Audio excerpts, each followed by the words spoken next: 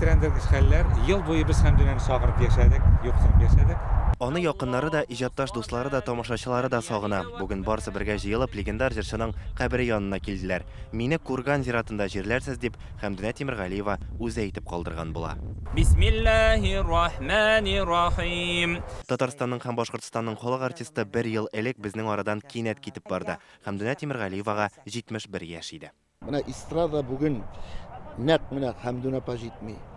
Беләсезме, яшьләр белән аралашыр өчен дә, киңәшен бирер өчен дә, әдерәк селкетеп тиргәп алыр өчен дә. Башкортстаннан җырчы булам дип килгән кыз иҗат юлын Татар дәүләт филармониясендә башлый. Соңрак Татарстанның җыр һәм бию ансамблендә эшли. Шунда төркемен оештырып, үз концертларын бирә башлый. Ихлас кеше, ышана торган кеше. Аны ул безнең зурәтәдән әткәй мәрхүмнәрдән бирелгән, мин үзем дә шулай. Тормыш юлын мәгънәле итеп үтәргә ярдәм итте. Мине халык ташламады. Үз гомеремдә. Хәмдүнә апа халкым, ә аны яраткан тамашачысы Хәмдүнә дип яшәде.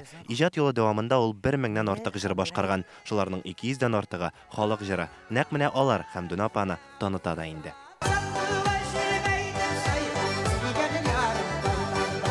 Халык күңеле керәчәген ул сәхнәгә килгән көннән белде. Чөнки җырлары шулай иде. Ул күренә иде. Залга аны ничек кабул итәләр, ул ничек җырлый. Нинди генә бик булса да, ул үзе бик нечкә күңелле, гади авыл кызы булып калды. Җырчының исемен мәңгеләштерү максатыннан туган ягында җыр бәйгесе үткәрелә.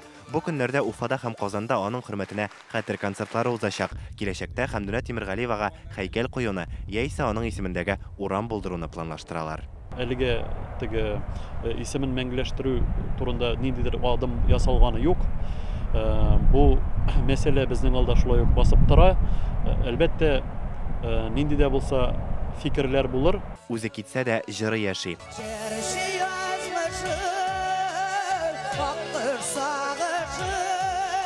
Илгиз Шәкүров, Ленар Хуҗиәхмәтов, Яңа гасыр каналы.